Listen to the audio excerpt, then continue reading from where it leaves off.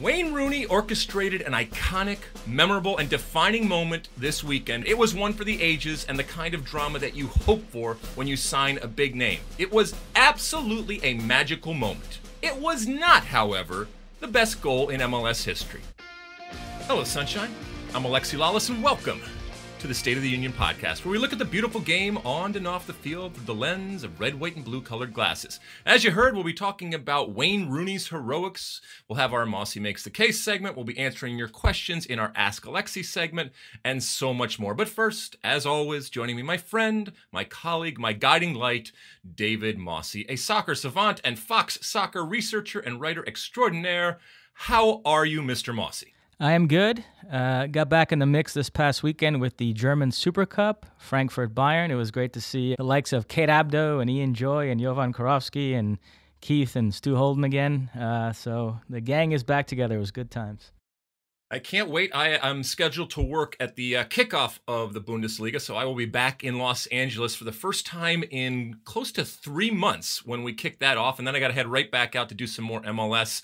We'll talk more about MLS in this podcast, but I'm excited to get into this fall. I'm excited to get into all of this soccer that's coming. We got plenty of it on our Fox channels, and you know the soccer television rights is a huge story. Everybody's buying up different things. Once again, if you are in the United States, you have the opportunity to see more soccer than a lot of people around the world. You're going to have to pay for it in some instances, but this is definitely a soccer nation as is shown each and every time. All right, Mosse, enough talking. Let's get to our main point for being here, right? The State of the Union. Ready to light this candle? Yep. All right. As you know, each and every week, we kick off the pod with Alexi Lalas' State of the Union. Yes, it's time for my State of the Union, where I look at a part of the game from an American perspective. And it goes something like this. Wayne Rooney orchestrated an iconic, memorable, and defining moment this weekend for him, for DC United, and for Major League Soccer. I was lucky enough to be calling the game in DC, and I screamed like a baby when Rooney tracked back in the 96th minute, executed a perfectly timed slide tackle to stop an empty net goal breakaway, won the ball, dribbled back upfield, and launched a Hail Mary pass back into the Orlando City box to teammate Luciano Acosta, who dutifully headed it home to finish off his hat trick and pull off what has to be said is an epic win, 3-2 for DC United. It was one for the ages and the kind of drama that you hope for when you sign a big name. And because it specifically involved Wayne Rooney, a recognized global superstar, it was immediately internationally relevant, and the highlight was seen all over the world. It was absolutely a magical moment. It was not, however, the best goal in MLS history. And there are plenty of players in MLS that could have pulled off the same tackle and pass. But Wayne Rooney did it. And that's what makes it special, and that's why we care. Stars and names carry weight. Nobody is going to care in the world if, say, a John Wolyniec had done what Rooney did. Oh, you don't know who John Wolyniec is? Exactly. But go YouTube him and watch him score one of the greatest MLS goals of all time, and one that was 100 times more difficult than what Rooney did. But we want our stars to star. We want them to be difference makers. And that's exactly what Wayne Rooney did and was on Sunday night. He played the star. He did exactly what is expected of him and what he's paid handsomely to do. Now the question is, can he do it again and again for DC United? And that is my State of the Union for this week. All right, Mosse, first and foremost, did you see this miraculous play? And if you didn't, how is it possible that you live in 2018 in the United States and didn't see it? Yeah, of course I saw it, and you did a terrific job on the call. Keep in mind, Wayne Rooney scored what's widely considered the greatest goal in Premier League history, that bicycle kick against Manchester City, and now he's the architect of what some are calling the best goal in MLS history, although I agree with you, it's not. There used to be this thing where whenever movie stars would do television, they would invariably win Emmys because the television industry was so honored that a movie star would deign to do television. It's not like that anymore, but do you think there's something similar at play with MLS where if one of these big foreign stars does something, it does tend to get blown out of proportion sometimes? I don't know if it gets blown out of proportion, but I do think that it is given extra weight, and at times that weight is It's not laughable because, as I said in the State of the Union, this is why you are hiring these players, to give you those magical moments, to give you those moments that keep you in games. What I thought was really interesting was the way that a lot of people that, let's be honest, it's probably their first time they're even seeing an MLS highlight this year, came to it. And that is the power. And that's, as I said before, that is the value of signing a big name player. The other thing that was interesting was this notion that this was something that only Wayne Rooney could do. And as I said in the State of the Union, tackling in the last minute, winning a ball, and then hitting a ball up into the box is nothing new. It happens at the end of every single game. That Wayne Rooney did it, that's what makes it special for us. And you're absolutely right to bring up Wayne Rooney's bicycle kick. When you're talking about Wayne Rooney's bicycle kick, or you're talking about Zlatan Ibrahimovic's 50-yard bomb against LAFC, those are moments that only few players can do. Those are special moments in terms of what the talent it took to do that. But the talent it took to do what Wayne Rooney did is something that all players in Major League Soccer have. That he did it is why we are screaming and yelling. The other thing is, there almost seems to be this, and my good friend George Karashi, who used to be with Howler and now is just a really, really smart writer and editor and just a really good person. I think he hit it perfectly when he said, it's a little puzzling the gratitude in which we want to celebrate this, almost as if Wayne Rooney did something we've never seen before, in that him actually giving effort in the 96th minute is something to be celebrated, and this notion that Wayne Rooney has invented, pioneered, imported, and brought the concept of effort to an MLS league of players that have never seen something like that before. That's what I think riles up at least myself and others. And by the way, this no way diminishes how important this moment was for him and for this team, something that they needed. And this is an iconic moment that will live long in what is already a pretty robust history when it comes from DC United. But this is something this team needed. They're sitting in last place.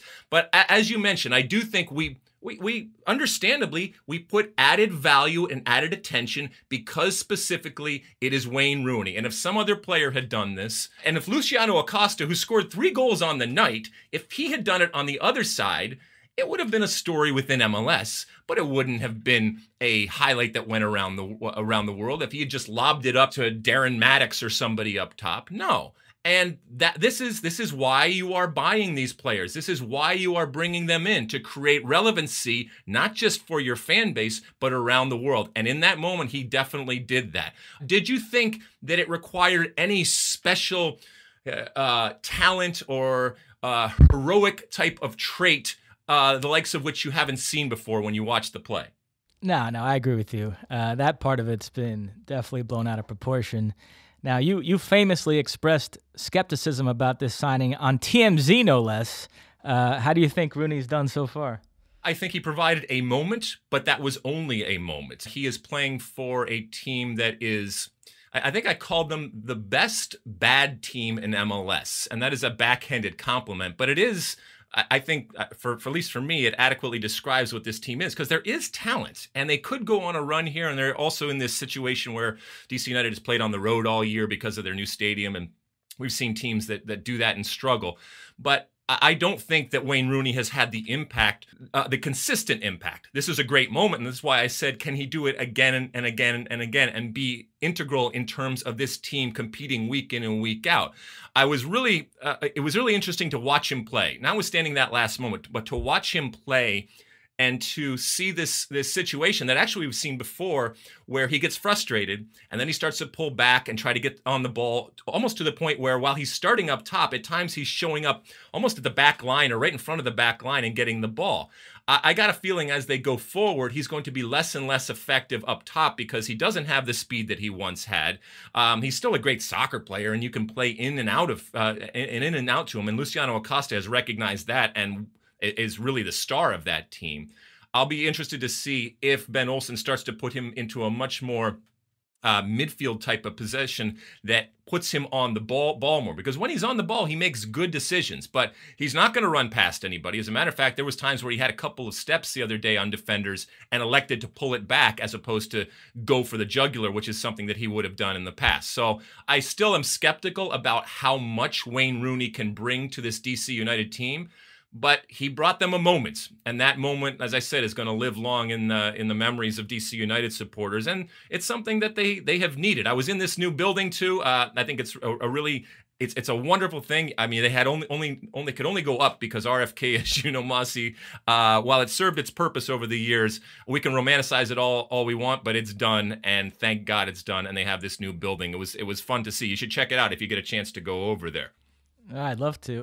Last question for me on this. Be honest, is there a small part of you that roots against the Wayne Rooneys because, you know, if they do well in MLS, it's going to trigger that annoying narrative of this shows you how weak MLS is, that guys past their prime can go over here and play well. So does that make you, part of you want to see these guys not do too well?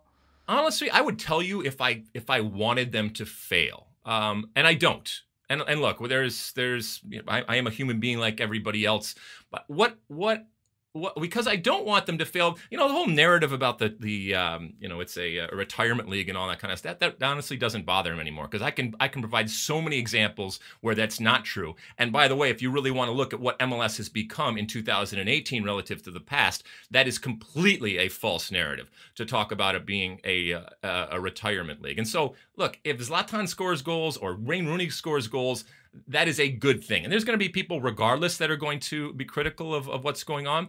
But I can show you plenty of players out there that have come over and have taken it seriously. For me, the good part about having these players come is the message that they take and the message that they give back and that they take with them going forward, that, hey, you know what? This is a very, very different type of environment to play in.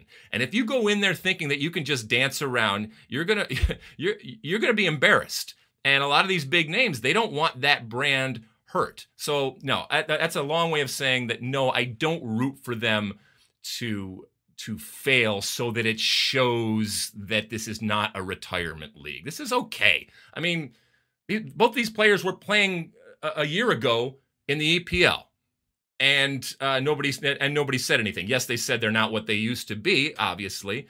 But I don't think that Wayne Rooney doing well or not doing well is going to, be quite honest, at this point is going to change the league in any way other than make it better. But if he doesn't do well, you know, whatever, he'll go on. So I don't know. I do not want people to do poorly just because it may bolster the internal and external view of what Major League Soccer is. All right, enough about Wayne Rooney. Until next time, and hopefully there is a next time because these are great things to talk about.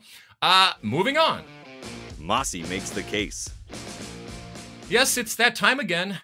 My good friend Mosse is about to make his case. Mosse makes the case. All right, David, what do you have for the people this week? All right, I'm still on the transfer market tip. My case this week is that goalkeepers have made the journey from being undervalued to being overvalued. Goalkeepers have been a big theme this summer. Some big names have swapped clubs. I talked about Gigi Buffon a couple of weeks ago, so I'll leave that alone, and we can discuss Courtois to Real Madrid in the chat afterwards. But I want to focus on the two mega transfers that took place. Alisson going from Roma to Liverpool for 62.5 million euros, which could rise to 70 million with bonuses. At the time, that was a record fee for a goalkeeper, but 3 weeks later, Chelsea paid 80 million euros for the young Spaniard Kepa from Athletic Bilbao. And those two moves have triggered this debate about the value of goalkeepers. And listen, I get the argument. Alisson is one of the top 5 goalkeepers in the world. He's in his prime. And if this was any other position, you're talking about getting one of the top 5 players in the world at that position, in his prime, a starter for Brazil, nobody would bat an eye. And Kepa is this immense talent who looks poised to be one of the best goalkeepers in the world for many years. So what's the problem here? To me, I do have an issue with it. I view goalkeepers the same way I view field goal kickers. It's extremely important to have somebody reliable in that spot. You don't want a bad goalkeeper can kill you. Karius showed that. I definitely think Liverpool needed to upgrade, but to me, it's a position that if you scout properly, you ought to be able to fill without a crazy expenditure. I can't believe Jurgen Klopp, with his eye for talent, couldn't have found the goalkeeper somewhere that would have been solid and competent enough without having to spend 70 million euros. I fundamentally don't think there's that big a difference between having the 20th best goalkeeper in the world and having the 5th best, as much as there is in another position like center forward, where I think there is a bigger gap between having the 20th best and the 5th. And I don't know if analytics back me up on that, but I mean, who cares about analytics? Would I look like a researcher? I mean, that's my position on that. So I don't know how you feel, Alexi. I mean, we know transfer fees have been inflated and goalkeepers are getting swept up in that. Do you look and say, oh my God, 70, 80 million euros for a goalkeeper? Or do you feel like that's fine? A goalkeeper is just like any other position. There's nothing wrong with that. Well, first and foremost, I look at goalkeepers as a necessary evil, and you can't live with them and you can't throw them off the deck. When I think about goalkeepers, first off, keep in mind that you're talking about the high-end type of goalkeeper that is also going to the elite type of club. And any goalkeeper will tell you that there's a big difference between, people talk about Tim Howard against Belgium, which was a wonderful performance in the 2014 World Cup. But I think Tim Howard, if you talk to him, and many goalkeepers that we talk to will say, you know what? I would rather, as a goalkeeper, be getting many shots than just that one or two shot.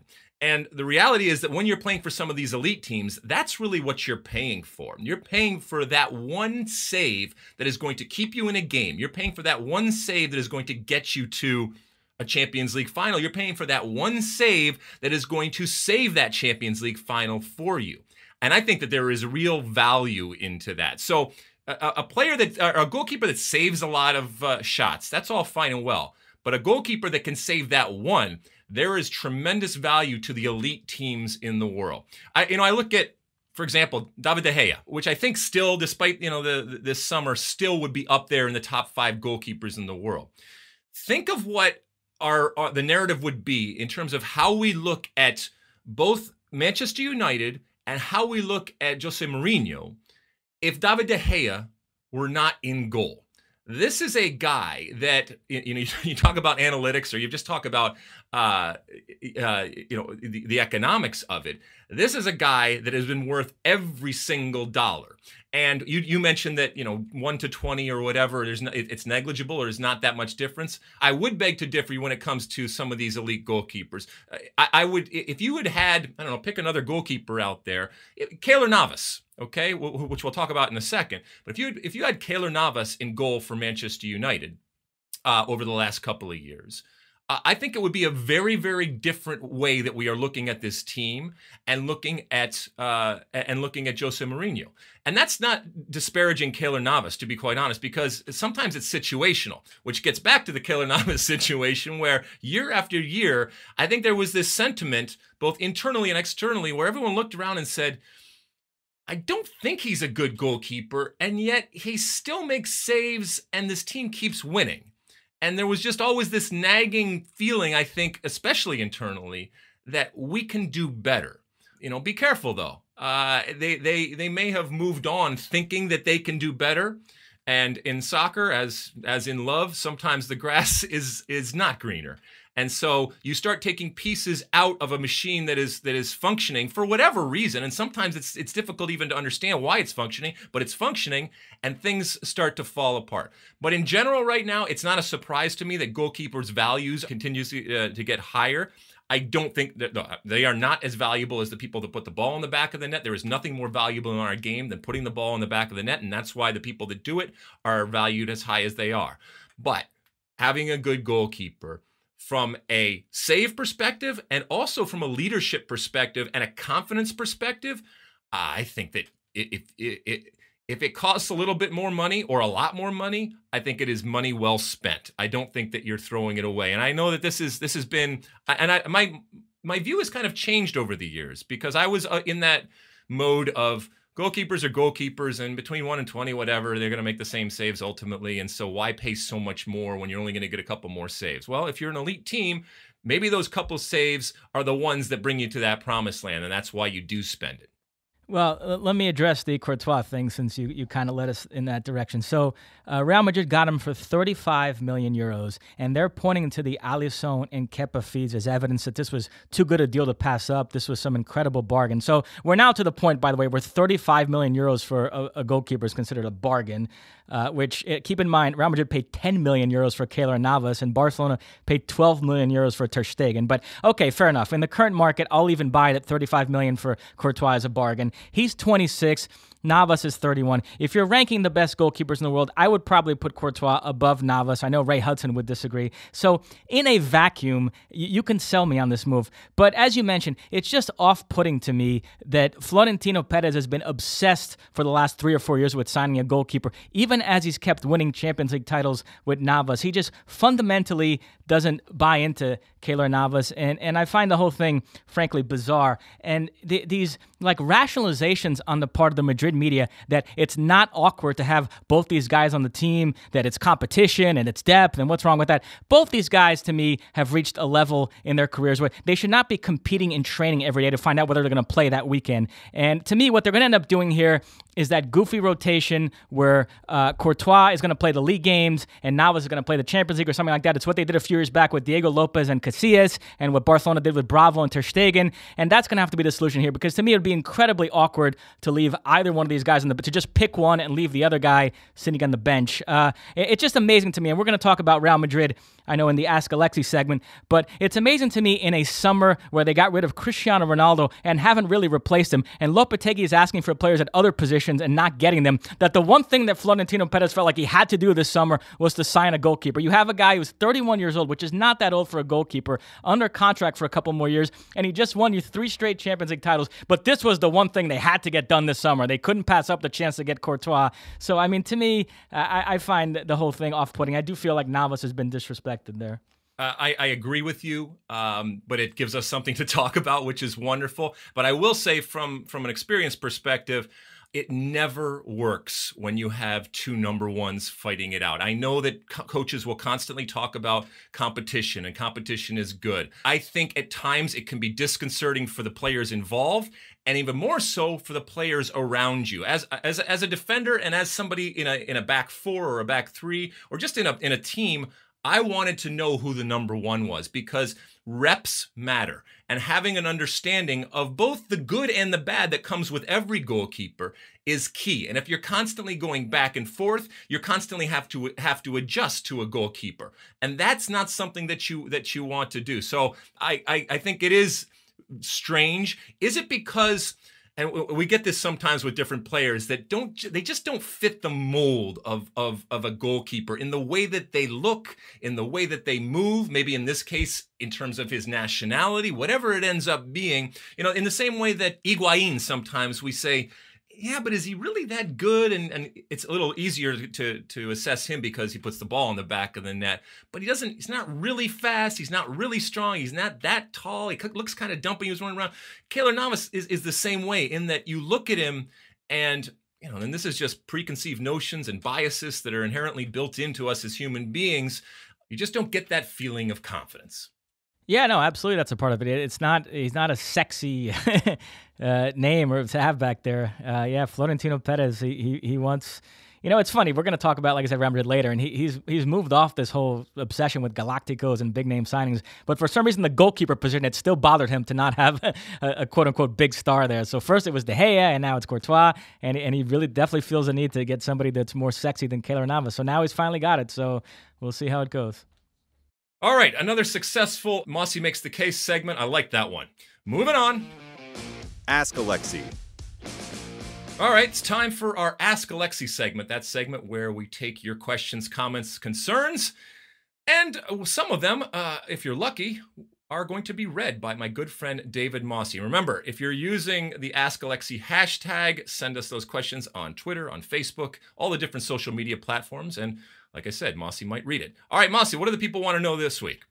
All right, first up, at Tanner Morrill 99. Who's your U.S. men's national team starting 11 as of today? Oh, jeez. All right. Well, first off, a couple of things in general when we're talking about the men's national team here. I firmly believe that this is a seminal moment and an opportunity for change. So much so that there is an element of me, an element that I believe we need to throw the baby out with the bathwater. So let's call it my bathwater theory. Okay.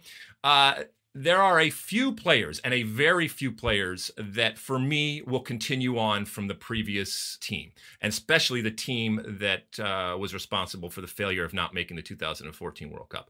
Those players would be, and in no particular order, Christian Pulisic, DeAndre Yedlin, Brooks probably, and maybe even a Brad Guzan.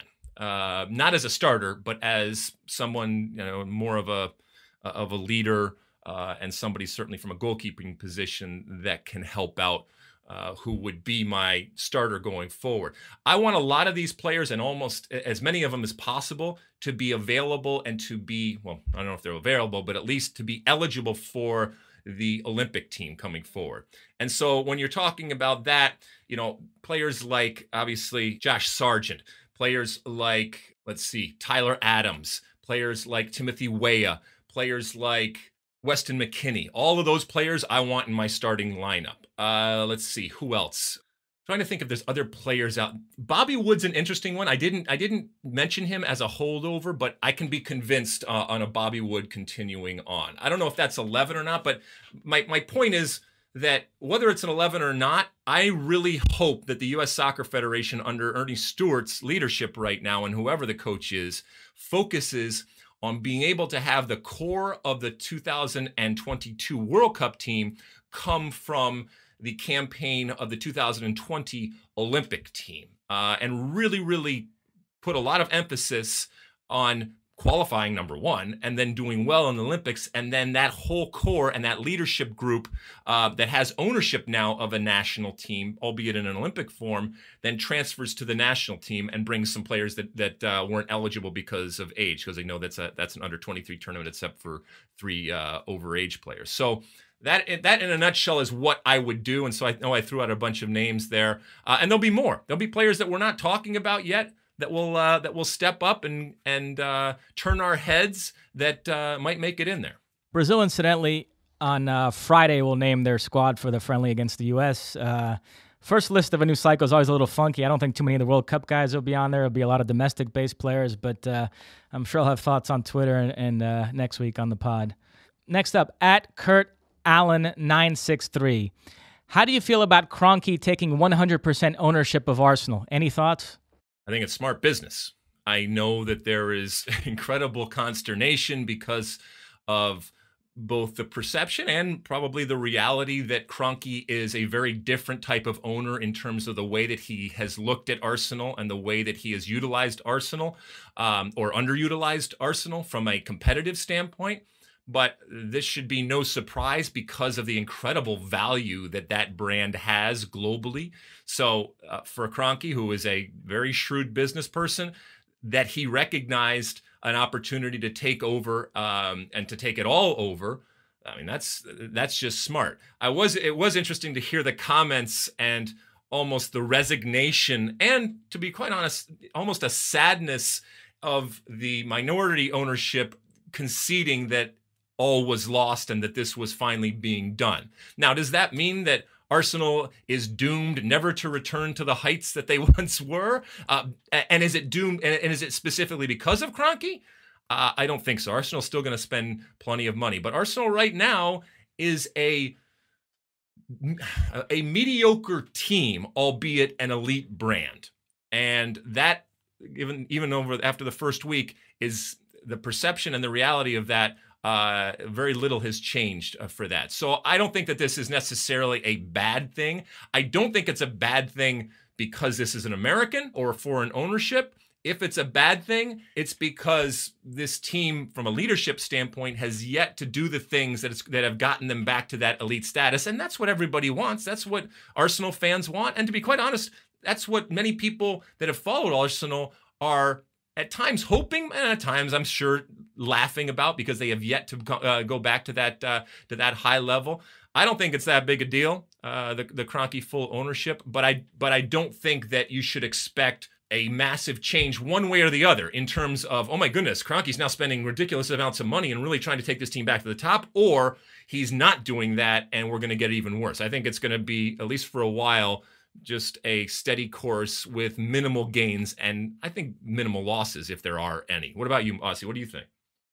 Yeah, no, I mean, frankly, I've kind of thought of him as the owner anyway. So to me, this doesn't change things. To me, he's been the guy in charge. So yeah, it's a good business move on his part, for sure. We'll end on this at AroRaji14. Hope I'm pronouncing that right. What do you think of the current Real Madrid team? What do you think? How far can they go this season? We're taping this Tuesday, August 14th. Real Madrid, their first competitive match of the season is tomorrow. The UEFA Super Cup against Atletico Madrid in Estonia. No Cristiano Ronaldo. He left for Juventus. No Zinedine Zidane. He left as well. They hired Lopetegui. Hiring that I think perhaps could have been handled a little better. The timing left something to be desired. But a lot of intrigue surrounding Real Madrid this first post-Ronaldo season. I have lots of thoughts, but I'll let you go first. What do you think?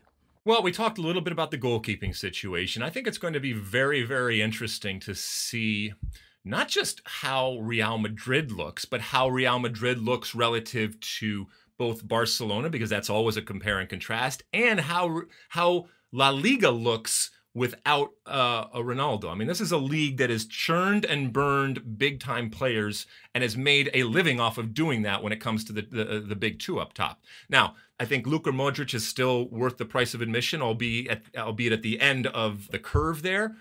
This is still a team with wonderful talent when you look at the likes of of Isco and your guy Casemiro running around there, and obviously Toni Kroos and still with Gareth Bale. And does this become more of a Gareth Bale team in the absence of Ronaldo? I think all of that kind of stuff is fine. I think they're going to be fine. I think they are going to still compete, but I don't think that they are going to put the fear of God in as many teams as they have in the past. And therefore, I think it's going to be really, really important to kind of spread the wealth throughout this team. And, that goalkeeping situation has to be resolved at a certain point. And some of these players that we've talked about, especially the younger players that have come up, now this is their Real Madrid team. And it's their responsibility to take it and make it something special. It's not just going to play for itself, and it's not just going to be play just because you're called Real Madrid. So I'm excited to see Real Madrid. Yeah, it's interesting to me that Courtois aside, they've kind of sat out this summer. The fans and media think they need a center forward because Benzema's numbers have gone down the last couple of years. He had only 12 goals last season. The justification for keeping him in the lineup was that he played well off of Ronaldo, and when you have Ronaldo, you don't need a prolific center forward. You're going to have more of a playmaking type. Well, now you don't have Ronaldo there. You got to make up those goals. So can you afford to have a center forward that only scores 12 goals a season? But Florentino Perez loves Benzema, so he doesn't look like he's going to make a move. So, yeah, they're going to need Benzema to pick it up with the scoring. They're going to need Gareth Bale to stay healthy. And they're going to need Asensio to take a big leap, which I think could happen. He's going to start as part of that front three tomorrow, I suspect. And keep in mind, the Spaniards are feeling very reinforced there by having Lopetegui. Guys like Asensio and Isco and even Dani Ceballos, who at times were frustrated at their lack of playing time under Zidane, all feel like with Lopetegui now, they're in good hands there. And another interesting Real Madrid thing, they have this 18-year-old Brazilian kid, Vinicius Jr., who they paid 45 million euros for when he was 16, before he'd even played a professional game. And he's there now. And then they turned around and paid 45 million euros for another Brazilian teenager, Rodrigo, who's still only 17. He's going to go over next season. And a lot of people were shocked by that. And their explanation was, we think these guys a few years from now are going to be worth 200 million. And so the thing to do in this inflated market is to try to anticipate who the next stars are going to be and try to get them early. And they think that 45 million is going to look like a bargain in a few years. We'll see. I like Vinicius Jr., but I think that one could go either way. The second kid I mentioned, Rodrigo, I think is a can't-miss superstar Mbappe-like talent. So I think that one is going to look very smart in a few years. But it's an interesting approach Real Madrid have taken here in this new crazy world of the transfer market. So it's going to be fun to see if it pans out for them. Oh, okay. So now I'm supposed to look at Real Madrid as a developmental team and as a team for the future. All right, you sold me on the Galacticos and the big names for year after year after year, and now I'm supposed to be patient and wait for these players to come to fruition, and then they'll be worth a whole lot of money. All right, that's cool. I guess when we zig, they zag. That's they're trying to stay ahead of the game or behind the game or somewhere around the game differently than in the past. But either way, it's going to be fun to watch them. All right, that has been our Ask Alexi segment. As always, make sure you use that Ask Alexi hashtag and send us all your tweets and comments and emails and anything that you could possibly get to us. And as we said before, maybe Mosse will read them on a future episode of the State of the Union podcast. All right, moving on. The back three. Okay, we're coming down to the end of things here. Our back three is upon us. Some of the biggest stories or games or moments out there. Mosse, what are we talking about here on our back three? All right, let's start with the Premier League opening weekend. I think the overriding question in England is, can anybody challenge Manchester City? And most people feel like if anybody is going to challenge them, it's going to be Liverpool. They had a fantastic performance, 4-0 win over West Ham. I know you were very high on Liverpool coming into the season. I'm sure that performance did nothing to dissuade you. They look like a juggernaut. They did, with the only caveat being these are not the types of games that we necessarily are going to get anything out of judging Liverpool. They could have played half of that team and still won. That's how good they are, and that's how deep they are. The Keita signing, I think, is inspired. I think he's really going to be something special. And once again, it was against inferior competition, which oftentimes we're going to see them play against inferior competition, but they steamrolled, and they are fun. And we talked, what was it, last week or 2 weeks ago, about the additional pressure coming from the outside and, pressure coming from the inside when you spend money and when you've done what you've done in the previous season on Liverpool. At least initially here, they're looking like the real thing. They're looking like they are going to challenge Man City, and it's going to be between them up at top. But we know that this is a league that can take all sorts of interesting twists and turns. But it's fun to see a Liverpool team, at least initially, saying, yeah, we know there's pressure. We know there's attention. We know we've spent money. We know what we did last year, and we want to do better. They were fun to watch over the weekend, but there's going to be much stiffer competition coming, and that's really where we're going to judge Klopp and company going forward. I agree with you. I think Naby Keita is going to be the signing of the season in England. Now, Sadio Mane is Keith Costigan's pick for PFA Player of the Year this year. There's my obligatory Keith Costigan mention. He got 2 goals over the weekend, but one of them blatantly offside. Is the Premier League just going to look ridiculous here with this no VAR thing? No, they already look ridiculous, and they're standing on principle, and they want to wait and see. And anytime that they make a comment, it's like, yes, but we might put it in, and when we do, we're going to tweak it, and we're going to have the benefit of having seen what's gone well and what hasn't gone well. And I get that to a certain extent, but come on. And it was interesting watching the Premier League this weekend. For those of us that watch, whether it's Bundesliga or Serie A or Eredivisie or obviously Major League Soccer or any other league that has had and continues to have VAR, it's very strange because your mind clicks immediately to, oh, that's going to be reviewed, or that's VAR should come into play here. And when it doesn't, and especially when it doesn't in a moment where it's so obvious, it just becomes even more so, more dramatically emphasized on how antiquated. I think I said on Twitter, it's like it's quaint for a little bit, and then it just looks completely antiquated because the whole point was to get these calls right. And I know there's plenty of challenges out there, and it's not without criticism.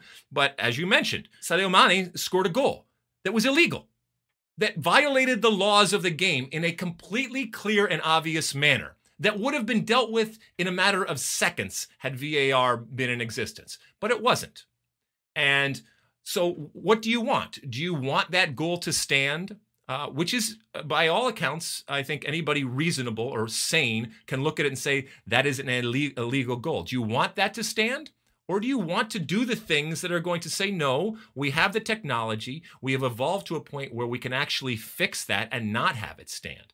And that's what everybody around the world that has implemented VR has and holds as an ideal. Don't always live up to it, but it's certainly a whole lot better than the alternative of the past. And I think the EPL just looks sillier and sillier by not having it. Yeah, they made that decision before the World Cup when VAR was still kind of polarizing, but they look really bad now because it was such a success at the World Cup that everybody's kind of gotten on board. And yeah, listen, I have issues with it. I think they check too many things and the subjective stuff, but the blatant mistakes, I mean, to have somebody up there that can buzz down the referee and tell him, look, Mane was offsides there. Why wouldn't you want that? And, nobody cared this weekend because Liverpool were going to win anyway, but imagine if the title was decided on a goal like that in the last round and everybody else is using it and it's in the World Cup. And so, yeah, I mean, they're going to look bad there. But Manchester City, on the heels of Liverpool, they look great as well. David Silva didn't even play. De Bruyne didn't come on until the second half, but they brush aside Arsenal at the Emirates. So they are locked and loaded again, looking very strong.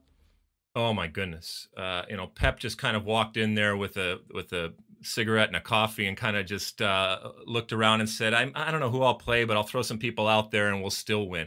And it says as much about Man City as it does say about Arsenal. And once again, we were talking earlier about Arsenal. This is not a game that Arsenal is supposed to win. And that in itself is a damning statement for what Arsenal has once been. But we're not going to judge Arsenal by playing Man City. And so it should not be a surprise, given what Arsenal has been, that Man City, the champions of the league, and a team that has just gotten stronger and it looks to be not missing a beat going into this next league, were to come in and take 3 points without a problem. So I don't think that we are going to be talking about Arsenal and Man City in the same sentence in terms of where they're competing. And this brings up the other thing, is that so many times when we're talking about the EPL, we're talking about where they are realistically in terms of the games that they're supposed to win. And look, this isn't me on my soapbox about Major League Soccer. I'm just pointing out the difference at times in the arguments when we are watching games. So many times in the EPL, it's, well, this is where they are supposed to finish relative to the quality that they have, the depth that they have, and certainly the recent history that they have. And so when they play these games, we're often looking at them going, yeah, but they're not supposed to get points here. Or, whoa, they dropped here because that's a team that they should win, because they're relative in terms of their spending and in terms of their quality. And we do that constantly. And whether it's lower level teams, mid-level teams, or the elite at the top, we continue to do that. We don't do that when it comes to Major League Soccer teams. And I think that's what makes Major League Soccer unique, and I wish that existed more when it came to not just the EPL, but a lot of leagues around. And this gets into a debate and an argument and a reality that exists in many of these leagues, where they're so top-loaded, or they're so heavy at the top in terms of whether it's one, whether it's two. At least in the EPL, it's, let's say, 3 or 4 that are fighting, and then there's everybody else in the mid, and then there's the ones that are scraping for relegation. But we're going to continue. It doesn't mean I'm not going to watch, because I love watching it. It's one of the most entertaining, and I would argue the most entertaining league in the world. But there are games where you know who's going to win, and the players understand who is there to win, and that's how we're viewing those games. Yeah, the only thing I'll say about Arsenal is if they're going to play out of the back this season under Unai Emery, this goes back to our goalkeeper discussion. I'm not sure you can have Peter Cech back there. He's so bad with his feet. I mean, did you see that play where he almost passed the ball into his own net? I mean, I almost felt sorry for him. What was funny was also seeing him in the post-game interview. He just seemed, maybe it goes back to the fact that I'm not sure he or his team thought that they were supposed to win it anyway, so it was all just kind of gravy, whatever happened. He was just smiling through and having a good time. And, I don't want to force people to act a certain way, but he actually laughed about it, and it was kind of funny to hear him talk about that moment where he recognized, things happen. I got a lot of things going through my head, and I look down and this and that. So, but if they are going to play out of the back, and in this day and age, teams play out of the back. It is, whether right or wrong, it is an indication of your intent. We associate it with good soccer, and we associate it with skilled players, the ability to play out of the back. And it's become this calling card of teams that if you are playing evolved and mature soccer, then you are playing out of the back. And if you're doing that, then you better have a goalkeeper that is confident and capable when that ball gets to his or her feet. All right, well, next topic, staying with the Premier League. The season actually began with Manchester United beating Leicester City 2-1. Pogba scored from the penalty spot and had a great all-around game. But he's made some comments afterwards that kind of intimated that he's not happy there, which everybody had been speculating all summer. They've been talking about him going back to Juventus or going to Barcelona. And, when he was asked about it, he said, there are things I cannot say, otherwise I will get fined. So clearly all is not right with him and Mourinho. How do you see that situation playing out? Do you think they can coexist for too much longer? And if not, who goes? Does Pogba have enough juice to get Mourinho fired? Or if it got bad enough, would they sell Pogba? And so how do you see that whole situation?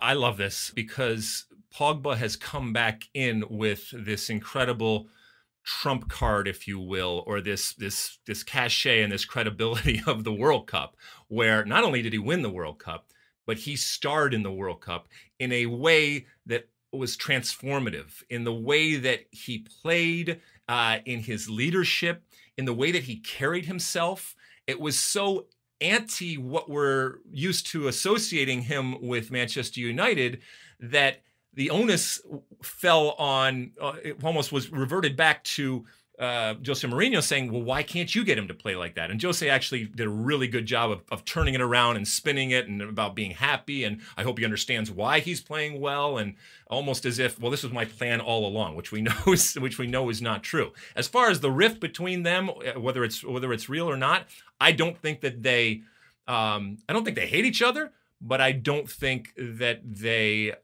spend a lot of time together, and I don't think that they see eye to eye in how the game is to be played and how they want to play the game, or how, in Jose Mourinho's case, how he wants Pogba to play the game. I think ultimately the power before the summer was with Jose Mourinho. I think after the summer, I think the power is with Pogba right now. And so something's going to have to give going forward. But Mourinho, we know, has started off already in a legendary grumpy levels of grumpiness, and it's fun to see. But it gets old really, really quick, and more importantly, it gets old for the players really, really quick. Well, let me ask you about that. Mourinho complains about the lack of signings. Does he need to look in the mirror and realize that the way he acts isn't helping? I mean, if you're a big star and Manchester United are trying to lure you there, and the players making a list of sort of pros and cons of going to Man United, is playing for Mourinho now definitely a con, or do you think it depends on the player, I guess? I mean, how do you view that? Oh, how dare you, Mosse? How dare you malign one of the legends of the game?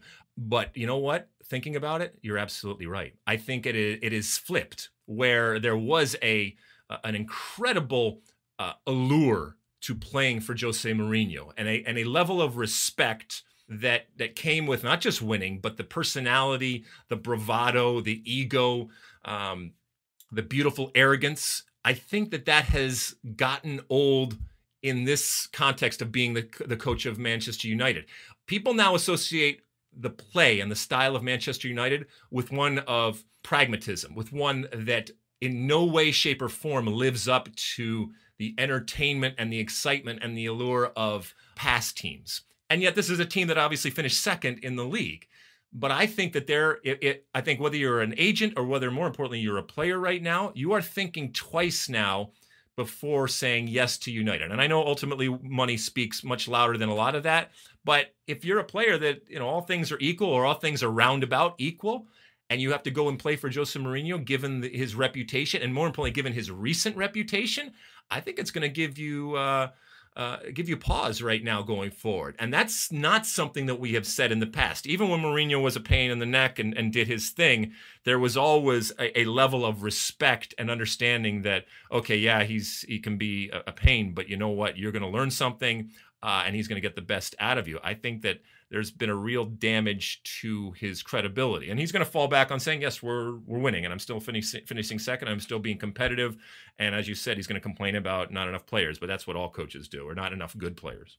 I mentioned Barcelona link with Pogba. That segues into our last topic. La Liga and Serie A get underway this weekend. Let's start with Barcelona. I've said this before. I'll say it again. I do think this current Barcelona regime, they sign too many players. They can't help themselves. They make signings that step on each other, and they create a situation there that's potentially problematic. A lot of guys that are going to want to play, and can you keep them all happy? But I will say, on paper, this squad looks ridiculous now, adding Arturo Vidal to that midfield, Coutinho for a full season with Busquets and Rakitic, even the Brazilian kid Artur I love. You've got Messi and Suarez up there. Dembele scored a great goal over the weekend. He might be poised for a bounce-back season. You've got Malcolm. Lenglet added to that center-back mix with Piqué and Umtiti. A lot of people touting this Barcelona team as Champions League favorites, and that is their big priority this season. But as far as La Liga, with Ronaldo leaving Real Madrid, do you think Barcelona overwhelming favorites to retain that trophy? Yeah, I would say Barcelona favorites to retain that trophy, and I would echo whoever it was, and I know there's many people, that they would be my favorites to win Champions League. Yeah, I would say in La Liga, actually, their bigger challenge might come from Atletico Madrid. I love the summer they had. They held on to Griezmann. They signed Thomas Lemar, Gelson Martins. They have Diego Costa and Vitola for a full season. They signed Rodri to replace Gabi in that midfield, held on to Godin, Oblak. So I think Simeone's got a fantastic squad there at his disposal, and they might be the team to challenge Barcelona more than Real Madrid domestically. And then we'll end on Serie A, which also starts this weekend, a league you played in when it was the best in the world. It's fallen on hard times. I would argue it was already in kind of an uptick the last couple of years, some new owners, more money being spent, new stadiums being built. You saw what Roma did in the Champions League last season, and now you drop Cristiano Ronaldo in there. So do you feel like Serie A has a lot of juice again and is sort of creeping up on the Premier League and La Liga in terms of quality and interest? And you feel like Serie A is back? I am cautiously optimistic, and I am certainly excited about the consistent, I mean, not ridiculously quickly growth, but consistent growth year after year after year. After what you mentioned has been, a demise of their own making. And if there ever was a case study in how to kill the golden goose, it is Serie A over the last 20 years, let's say. And I know that the Bosman ruling and the opening of the European community had an effect, but then obviously the corruption and the mismanagement and the antiquated way in which they serviced the game and ultimately the fans and the customers.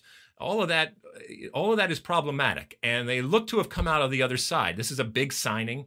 Of course, it's still a signing for what was already the best team and consistently the best team for a number of years. And so the rich only get richer. I don't expect this to change anything when it comes to the Scudetto. When it comes to Serie A Championship, I still look to Juventus. But that league, keep in mind the way that we looked at La Liga was also at times through the filter of Real Madrid and Barcelona, and then through the filter of Messi and Ronaldo. Well, now that Ronaldo equation is gone, so how much of that power now translates to Serie A? I think a lot of it does. I think there will be an interest in Juventus in particular because of it, but also that's going to trickle down to each and every week seeing him play in Serie A. And so I am interested to see this Juventus team with Ronaldo, but I'm interested in to see how it might bolster the Serie A view from around the world going forward. Yeah, Juve clearly the favorites there, and I think one of the top favorites for the Champions League. But don't be surprised if Inter emerges their toughest challengers. I know Napoli held on to most of their guys, and they brought in Ancelotti to replace Sarri, and Roma have had a good summer as well. My man Monchi making moves. But I love what Inter did to bring in guys like Nainggolan and Keita Balde and this young Argentinian striker Lautaro Martinez, who I love. I think it's going to be a big star there, and Stefan de Vrij at the back. And Spalletti's a good coach. So Inter, I think, are on their way back here, and would not shock me if they emerged as Juve's toughest challengers. But of course, I see Juve winning Serie A again.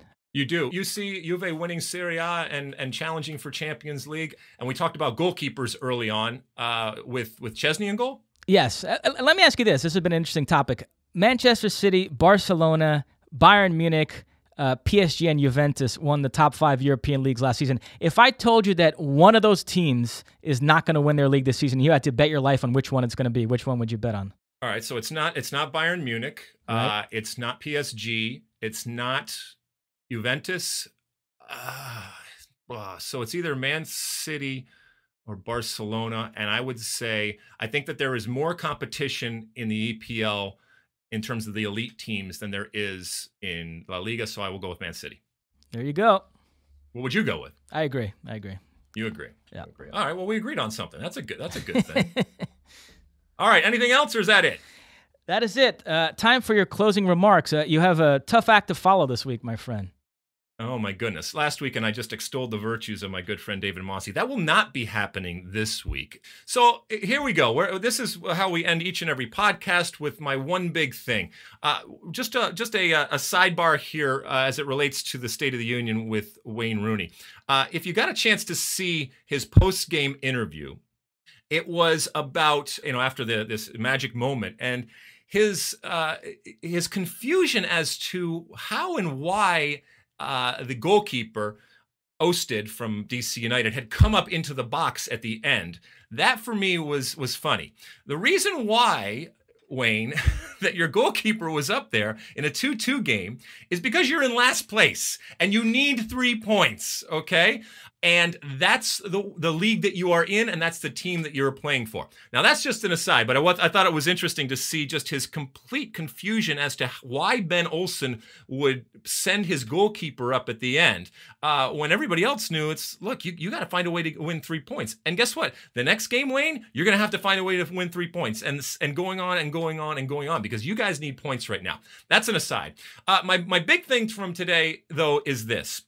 I spent a couple of hours over the weekend talking to both folks from the Chicago Fire and folks from DC United. And I did my halftime little rip this week for MLS about the supporters culture. And we've talked about this in the past on the podcast. The supporters culture in the United States continues to evolve and continues to get bigger and bigger and more robust and more passionate and more important going forward. And this supporters culture isn't just limited to MLS. It's all the different professional leagues. It's men and women, old, young, and in the middle, who define themselves at times through the game and oftentimes define themselves through their association with specific teams. That's good. And we talked in the past about how we have this unique opportunity to create a supporters culture here in the United States that takes the best from around the world and leaves the bad part that exists around the world. There have been problems over the last month with the front office and the supporters groups in DC and in Chicago. I talked to the folks in DC.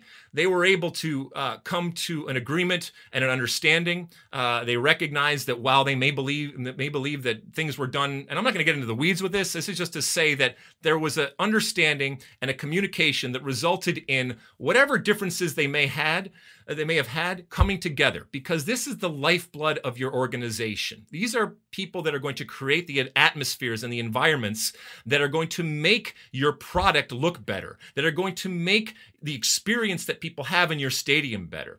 And you need to, as I said before, move heaven and earth in order to make sure that you have a positive relationship with these folks. Right now in Chicago, that's not the case. And there is a back and forth, and there is a real, I'm even going to say, an animosity going on right now. And you can go and read about all the different problems. My point is that sometimes, even when you're right, you are wrong in terms of public perception. And if you're a front office, it behooves you to go out of your way and to leave no stone unturned to try to develop and maintain a good, positive relationship. And I know supporters oftentimes feel entitled, and that's just part of what they do. Ultimately, it comes from a good place because there's ownership. And this also, this little rant here does not apply to people out there that are doing bad things. If you are being violent, if you are creating an environment out there that is dangerous for people around you in the stadium or people outside of the stadium, we don't need you, and this doesn't apply to you. But you do have to, if you're in the part of this supporters culture that continues to get bigger and more important, you got to police yourself. And you got to recognize the privilege and the responsibility that you have out there. And so I hope that this rift that exists now in Chicago, and it happens elsewhere, and it's going to continue to happen because that's the nature of anything that grows, I hope that it gets ironed out. I hope that they can come to some sort of understanding and accord and respect so that the supporters, who ultimately are so good, even with recognition that there are bad apples in there and they need to be weeded out, and at times you're not always going to agree, they are so important going forward, because this is something that's really unique to sports and unique to soccer and unique to American soccer out there in terms of the way that these supporters groups are forming.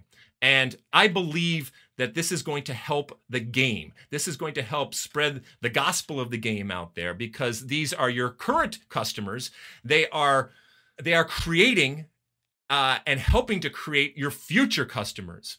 And if you go in and you napalm the relationship, or you go in without an open mind, or you go in without an ability to find ways to compromise so that you don't just give them whatever they want, but you find ways to compromise, then you're doing yourself, your product, and ultimately your team and the game a disservice. And that's easy for me to say from the outside, but I have been on the inside, and I have dealt with these problems that come up either with individuals or groups within the supporters culture. And you got to find ways to sit down and figure it out. And it doesn't mean that you just look the other way. And it doesn't mean that you tolerate people that are not there for the right reasons. And it certainly doesn't mean that you tolerate in any way any type of violent action from any individual or any group, because that is not anything that you want. That is not something that needs to be appeased, and that is something that needs to be dealt with quickly and harshly going forward. All right, I know that was a big rant there at the end, but I wanted to get it out because I wanted to just kind of explain and expand on some of the comments that I had at halftime over the weekend, whether you saw it or not. If you are part of the supporters culture out there, thank you so much for everything that you do day in and day out. You make our sport, you make our leagues, and I believe ultimately you make our country's culture that much better going forward. And you deserve a tremendous amount of applause, and you deserve a positive relationship with the teams and with the ownership and with the front offices out there. But it is a quid pro quo, all right? And there is a relationship and a back and forth. And you also have to respect the men and women who are there to make sure that they give a safe and enjoyable environment. And if you're doing something that's counter to that, that's a problem. All right, enough of that. Off of my soapbox. Mr. Mosse, anything to add before we head out? No, that is it. All right, we will see you again next week. We have one more week where I'm on the road. As you can hear from the audio quality here, I am still on the road out here on the East Coast. I will be back. I'll be on the road again next week. And then finally, I will be back where I can look into those beautiful green eyes of David Mosse in our studio together. And we can get back to giving you this podcast each and every week from our Playa studios there in Los Angeles. All right, until next week, have a wonderful time watching your soccer. And as always, size the day.